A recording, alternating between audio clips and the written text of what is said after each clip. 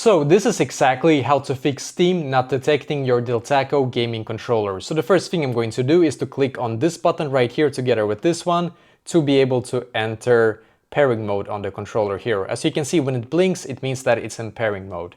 And now I'm just gonna go into settings here on my PC, Bluetooth and devices, then add a device and then Bluetooth here, as you can see. Then I'm gonna click on my wireless controller, and now once it's connected here and it's working. Of course, you can also connect it via the cable that you should have gotten when you purchased it, but I'm just gonna connect via Bluetooth. I think it's much better in my opinion. And then I'm just gonna go into Steam and then click on the top left corner, the Steam logo here, and click on settings. Then click on controller, make sure that it's recognized here, and then click on show advanced settings, and then PlayStation controller support, enable in games without support as well, as you can see.